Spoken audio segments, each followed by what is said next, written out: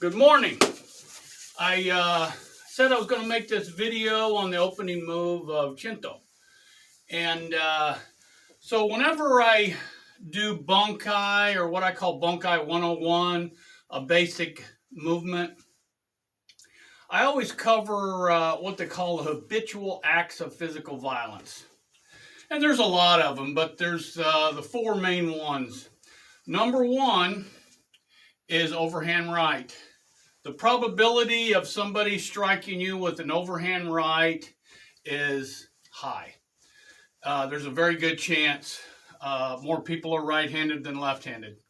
So there's a very good possibility that the overhand right would be used. And that's what we're going to cover today in the beginning of chinto. And it's actually a knockout move. It's hard to practice it on somebody without injury or possibly shocking them or causing them to get disrupted.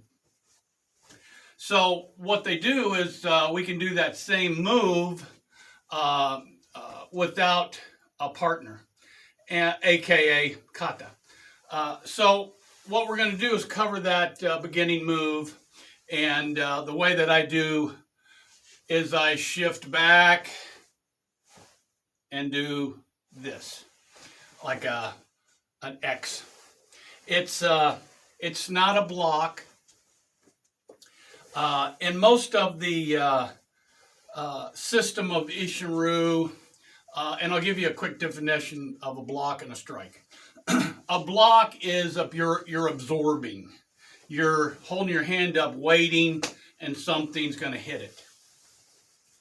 A strike is something's coming at you, and you meet it, or you hit it head on. You don't wait, and that's actually striking. So that's what we're going to cover is that movement of overhand right. Is a lot of times in a street situation or outside the dojo, the overhand right's going to come into play most of the time. High probability.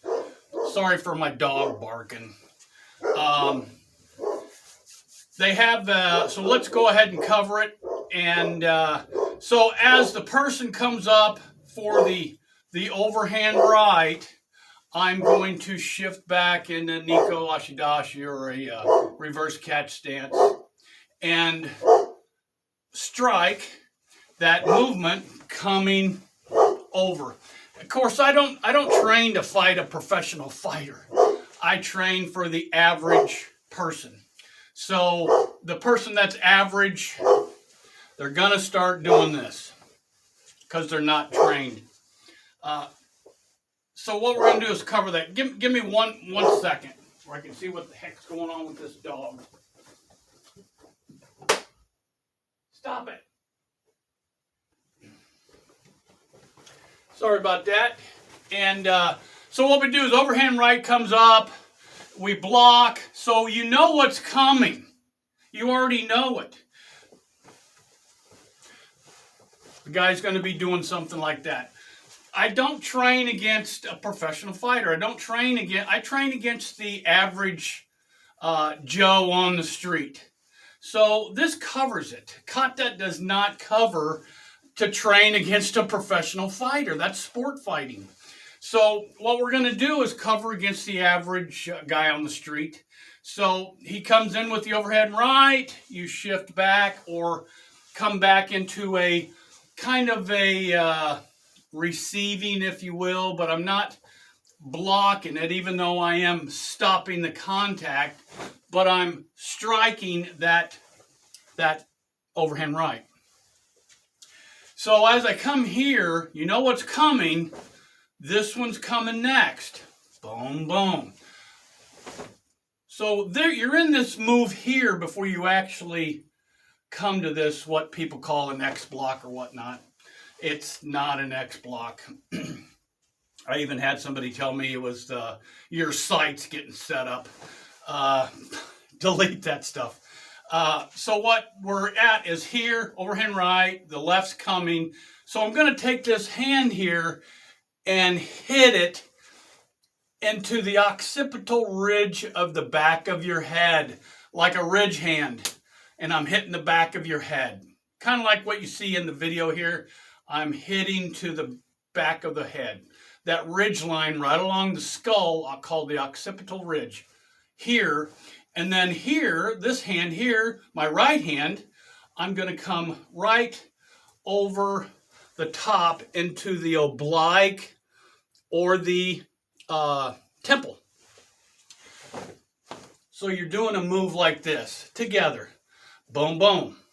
And it causes a shock to the central nervous system, and it'll cause a shutdown, neurological shutdown, or a knockout, or a TKO. A knockout is when you fall over and you're unconscious. Could happen. A TKO is very highly will happen. Is you get what I call gonged. You cannot defend yourself, and you're basically standing up, and you're out. So at that point, you're defenseless.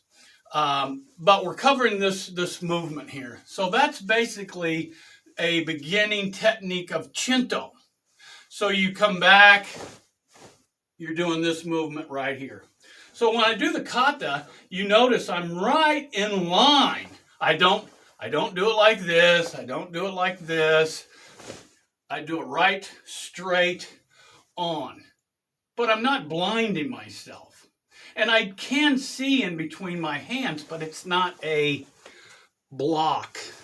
Like somebody's coming down with a powerful strike and I'm going to do this. No, you'll get overpowered. So what you're going to do is you take an angle.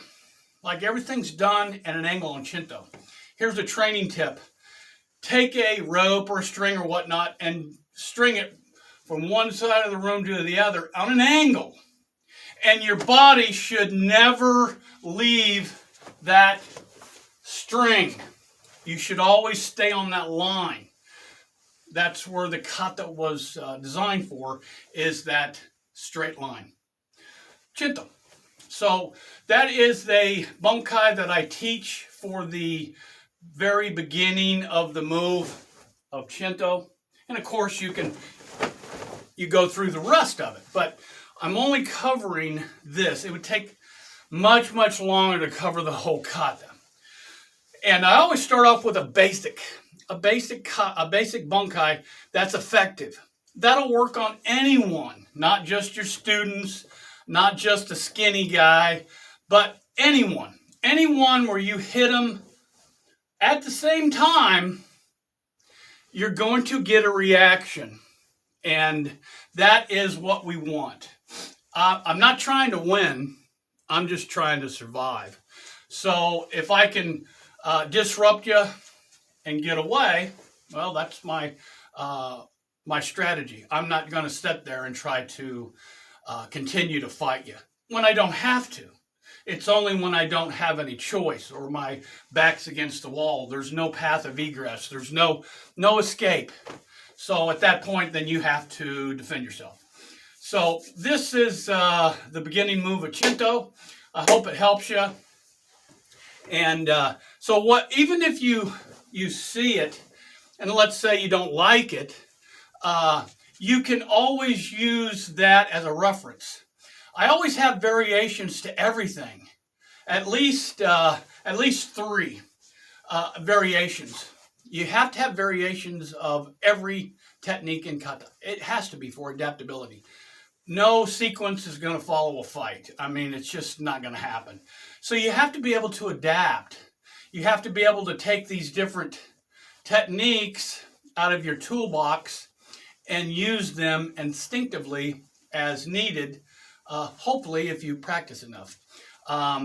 You have a whole plethora of techniques that people practice. I like to practice daily in kata, and I like to envision what I'm doing in the kata. I'm not thinking right hand up, left hand up, close together. I'm not thinking that. I'm thinking overhand right, left, knockout.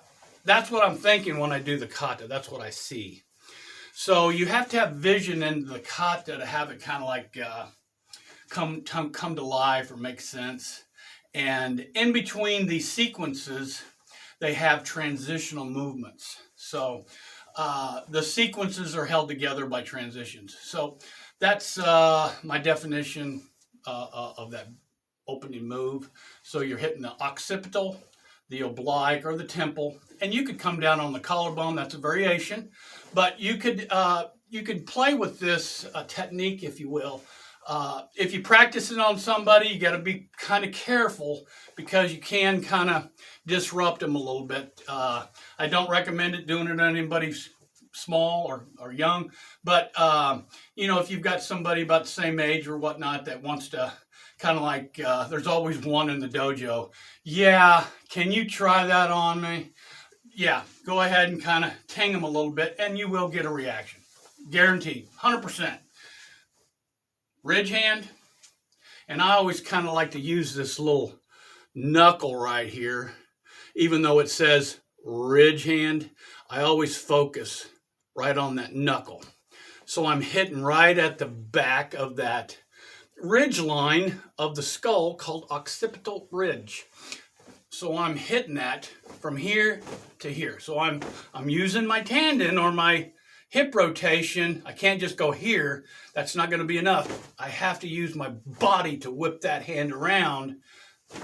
So I'm whipping it back, whipping it forward.